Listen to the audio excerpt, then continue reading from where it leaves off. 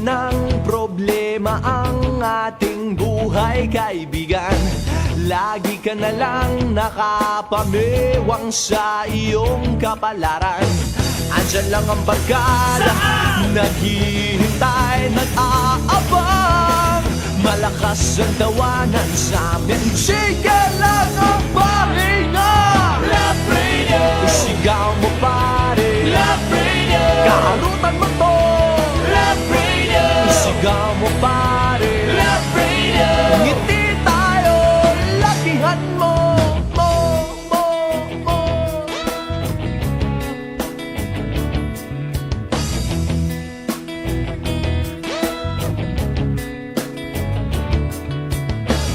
Kailangan pa bang i-memorize? Tao'y sadyang matibay, naghahanap ng tropa sa gitna ng kalungkutan. Ganito talaga kabisyo, ang saya-saya. Malakas ang tawanan sa amin, sige lang ang pahinga. Love Radio, isigaw mo pare. Love Radio, kaulitan mo to. Love Radio, isigaw mo pare. Love Radio, ngiti tayo, lakihan mo. Kahit di araw ng Pasko, tawanan ang problema.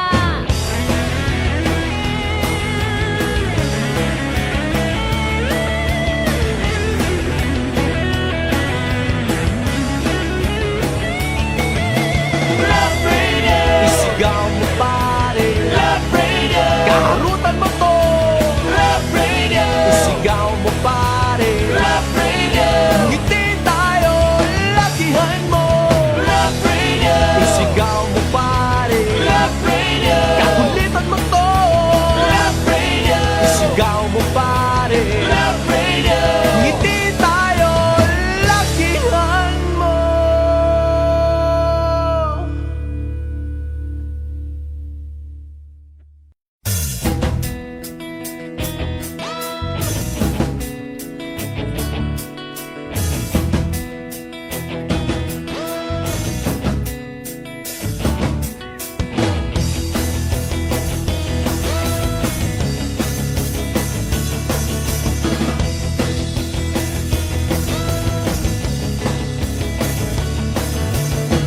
Puno na ng problema ang ating buhay, kaibigan. Lagi ka na lang nakapamewang sa iyong kapalaran. Andyan lang ang barkada, naghihintay, nag-aabang. Malakas ang tawanan sa amin, sige lang ang pahinga. Love Radio, isigaw mo pare. Love Radio, kaharutan mo to. Love Radio, isigaw mo pare. Love Radio, ngiti tayo, lakihan mo.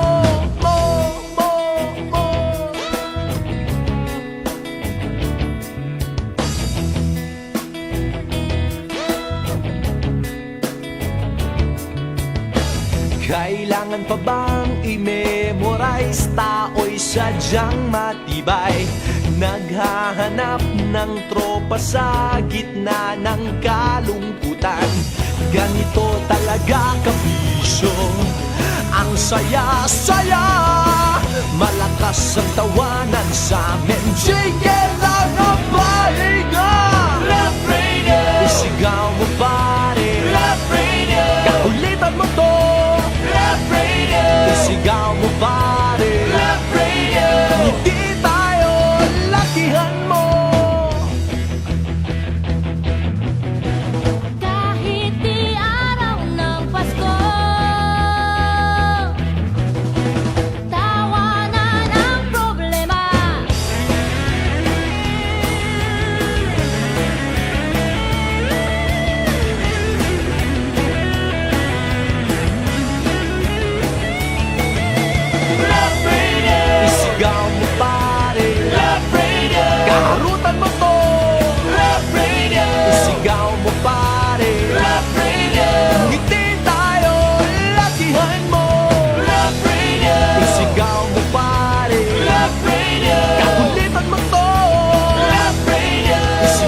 mo pare, Love Radio. Ngiti tayo, lakihan mo.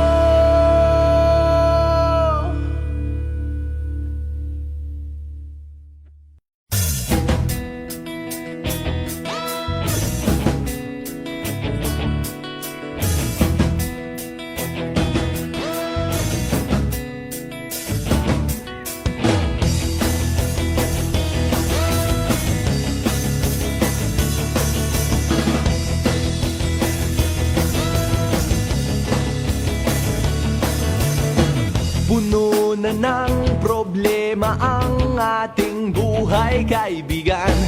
Lagi ka na lang nakapamewang sa iyong kapalaran. Andyan lang ang barkada, naghihintay, nag-aabang. Malakas ang tawanan sa amin, sige lang ang pahinga. Love Radio, isigaw mo pare, Love Radio. Kaharutan mo to, Love Radio. Isigaw mo pare, Love Radio. Ngiti tayo, lakihan mo, mo.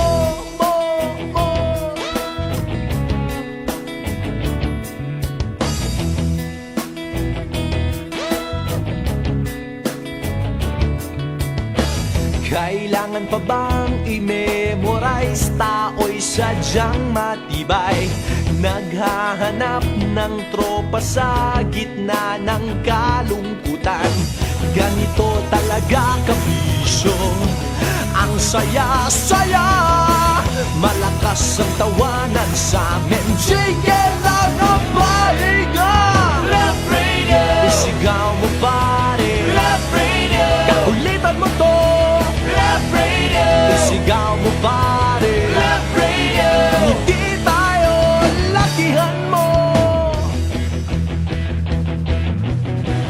Kahit di araw ng Pasko, tawanan ang problema.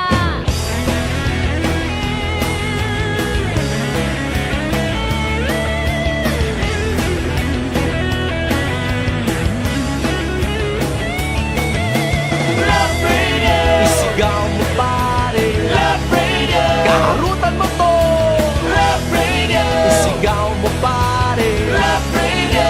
Ngiti tayo, lakihan mo, Love Radio. Isigaw mo pare, Love Radio. Kakulitan mo to, Love Radio. Isigaw mo pare, Love Radio.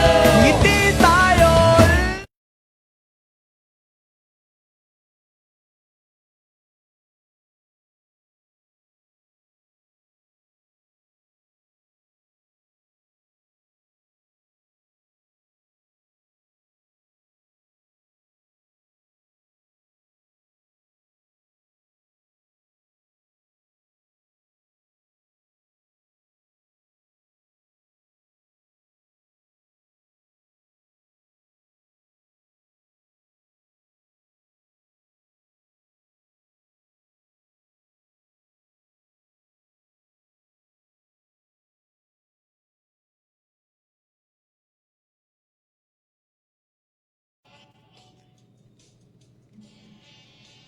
Check.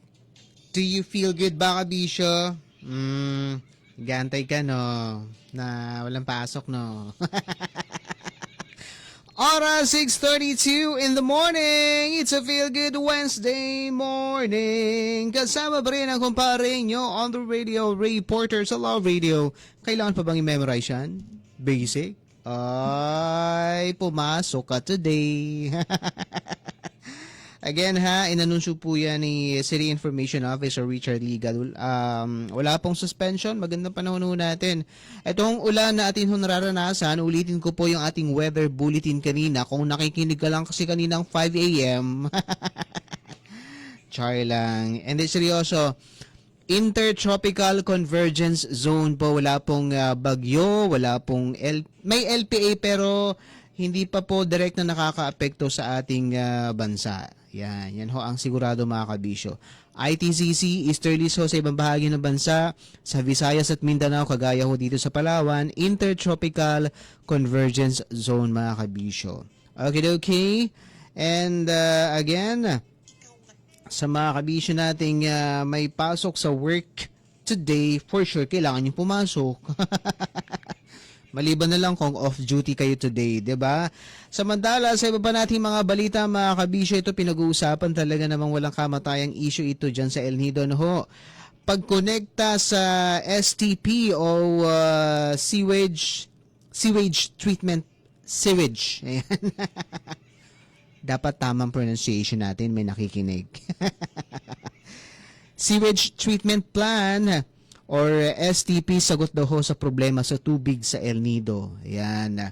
Ang pagkonekta umano sa Sewage Treatment Plan or STP, ang solusyon sa problema sa tubig sa munisipyo ng El Nido, ayon kay Engineer Michelle Cardenas, hepe ng Palawan Water ng Pamahalang Panlalawigan ng Palawan. Kung tutuusin umano, aabutin lamang ng 2 buwan at maayos na ang problema sa sanidad ng bayan at hindi na kinakailangan ng moratorium sa pagtatayo ng mga bagong establishmento. Sa kasalukuyan, ayon sa opisyal, nasa 500 pa lamang ang kumukonekta sa STP sa mahigit 1,500 na establishmento sa naturang munisipyo. And per Engineer Cardenas, there is an existing ordinance requiring the existing establishments to connect with the STP, to the STP para it's a requirement, ano ho mga kabisyo. Kaya lang medyo may problema po ba tayo mga establishmento? Bakit hindi tayo nagkukonekta? Kaya nagkakaroon ng ganyang problema, nagkakandaleche-leche yung tubig sa El Nido, no? Kasi sa totoo lang, kung yun lang naman pala yung problema or nakikitang solusyon, ano mga kabisyo, dyan sa problema sa tubig ng El Nido, bakit hindi kayo kumukonekta? O, di ba? Kapag may mga balitang kayo ipapasara, kayo naman yung unang nagre-react. Kayo naman yung unang nagagalit. Bakit ipapasara? Paanong hindi? Hindi nga kayo kumukonekta sa STP. Hindi, kidding aside mga kabisyo ha. Kung yun naman ho pala ang solusyon, bakit ho hindi kayo kumukonekta? 'Di ba?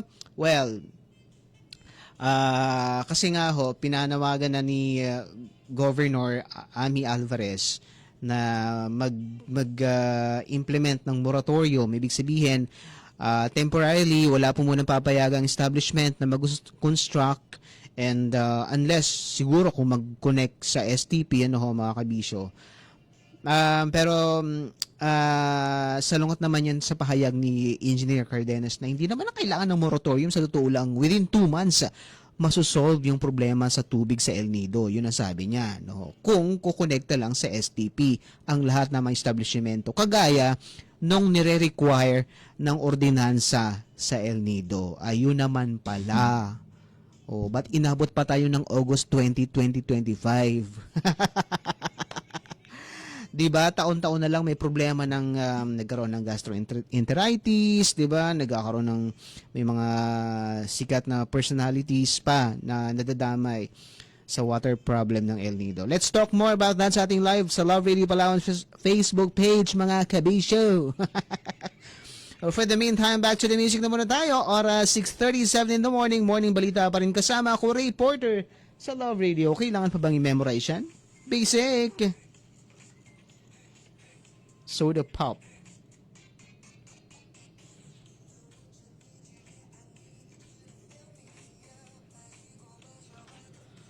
Ayun naman pala. Diba?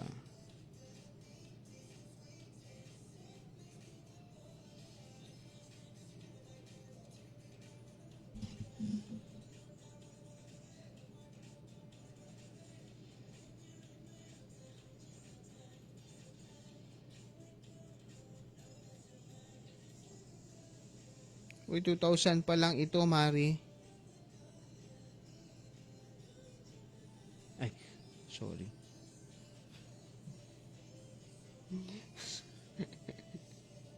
May po ba tayo?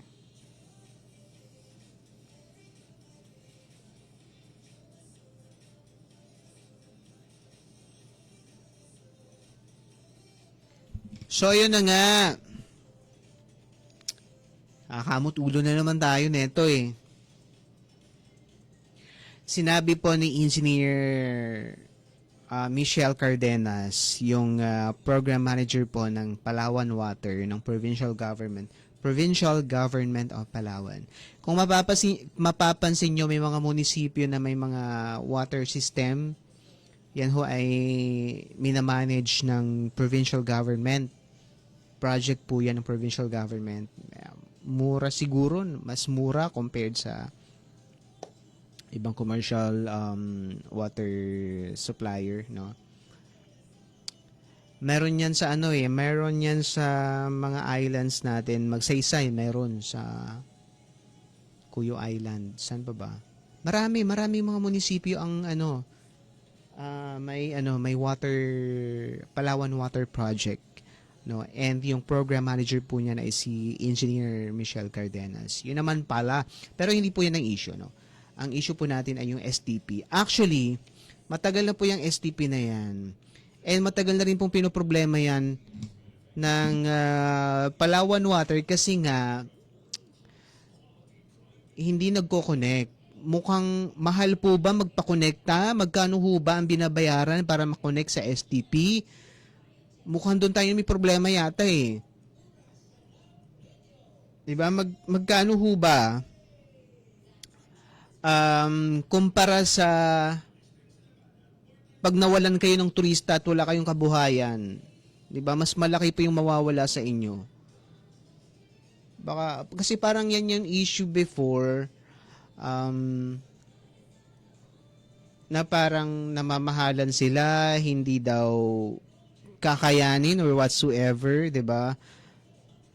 Pero yung program manager mismo ng Palawan Water yung nagsasabi na kaya, no, within 2 months kayang ma-solve yung problema ng tubig sa El Nido. It's just talaga.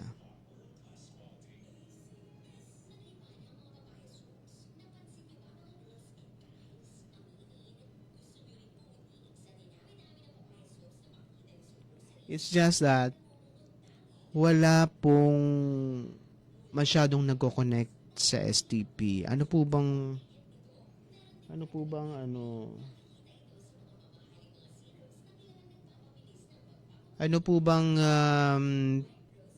hinaing ninyo? Siguro magsalita din yung mga establishments. Kasi last time na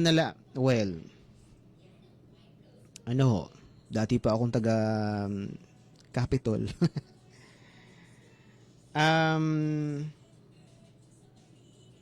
Yun po yung kung yung nagkakamali yun yung hinaing nila, medyo namamahalan sila, tapos basta parang may iba pa silang concern, no?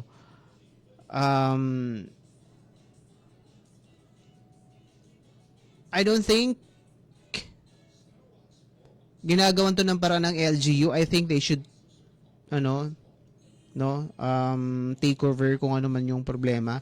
They should help yung mga establishments para makakonect sila sa STP. 'Di ba? By all means, gawin na po natin yung nararapat. Sa totoo lang. Kasi wag na po nating antayin na kasi kung yung mga regular na turista lang, hindi sikat, yan, walang platform, no? Tingin mo, mapapakinggan sila. Pero minsan nagtitrending din di ba? Pag pinupost sa Facebook, nagtitrending. Kasi sinishare. And unfortunately, may mga nag-resurface na issues way before na kami din nung ganitong taon, kami din nung ganitong buwan, nung pumunta kami dyan, hindi lang kami nagreklamo or nagreklamo man kami pero walang nangyari. Yung mga ganung issue. No, so by all means, let's do what is right, what we think can solve the problem, the water problem or water woes in El Nido. Right? Kasi kung hindi kayo magko-connect,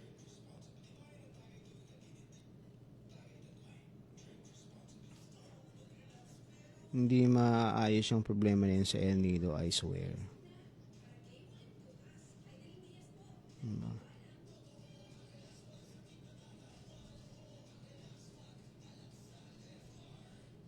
Never.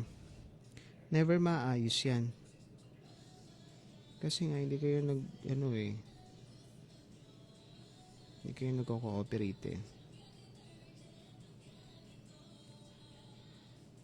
Good morning, Kabisyo. Eto, sira na naman ang daan, sabi ni Ma'am Lisandra Flores. Hi, Ma'am! Good morning po sa inyo. Saan po yung kalsada niyo nasira?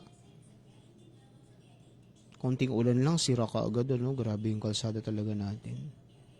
Alam niyo, nakakalungkot. Pag nanonood po ba kayo ng hearing sa Senado?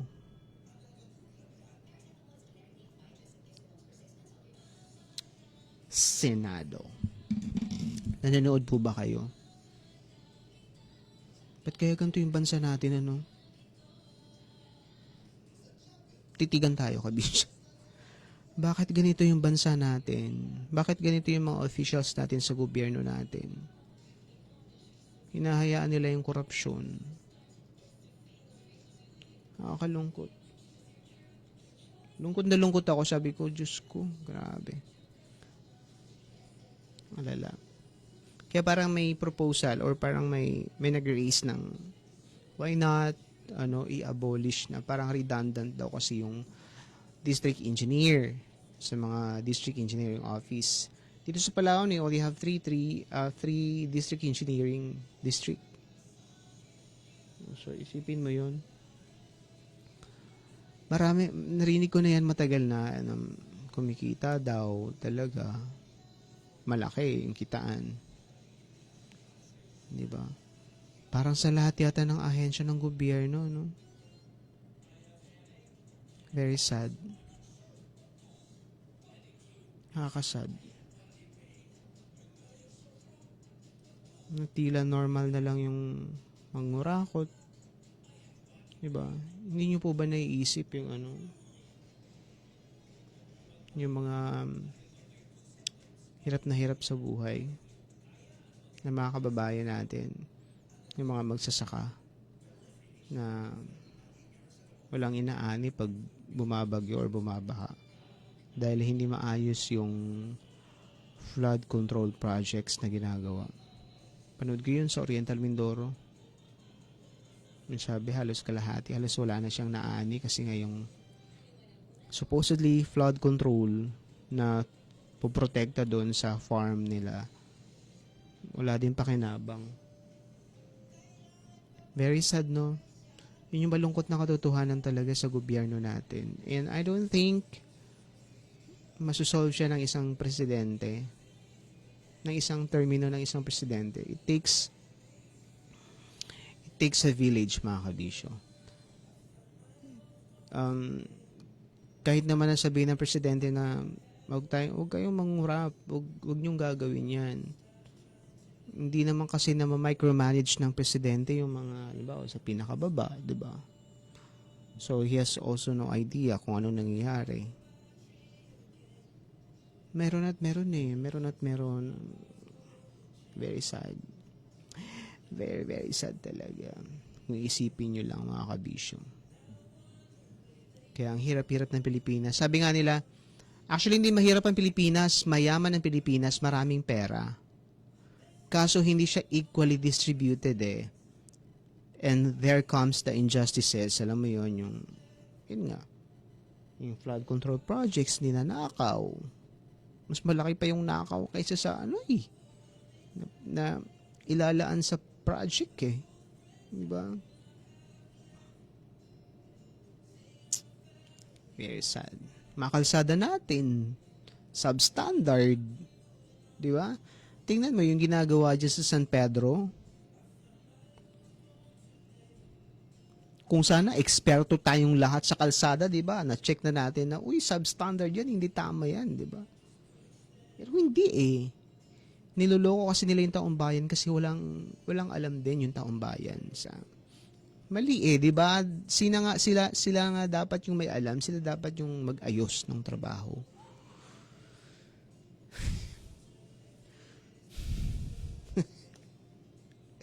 Alam nyo, pag corruption sa gobyerno ang pinag-uusapan, talagang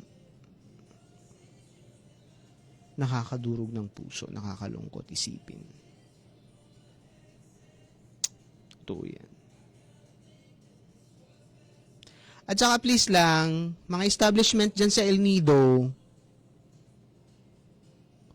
please follow yung existing ordinance. Okay? Kasi may existing ordinance pala that requires all the establishments, tourism establishments, and maybe even other establishments, mga kabisyo, to connect to the STP.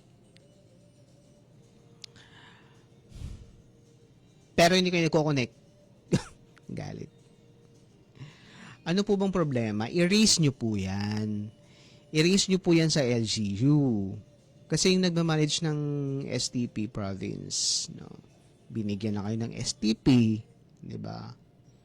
Co-manage ba yan ng LGU El Nido? I think so, no? So, nandyan na sana yung ano possibly could,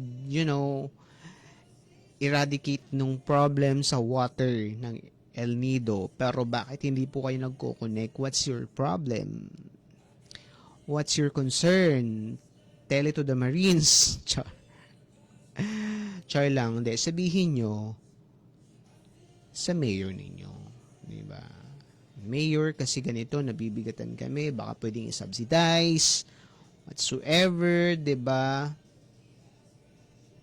Baka lang. Baka sakali. Diba? Kung hindi kayang i-subsidize ng LGU, edi hindi. Diba? A portion of the connection fee sa STP. Or else, taon-taon tayong nagkakaproblema dyan sa El Nido. Ayaw yung ipasara, hindi naman kayo nagko-connect. Paano na? O siya, exit na ako. Maraming thank you guys. Ma'am Lisandra, thank you very much for watching my Facebook Live today. Ingat po kayo dyan. Huwag pong tatawid sa sirang kalsada. Delikado. Bye! At huwag magpapaulan ha, dahil maulan po yung panahon natin dahil sa ITCC, kabisyo.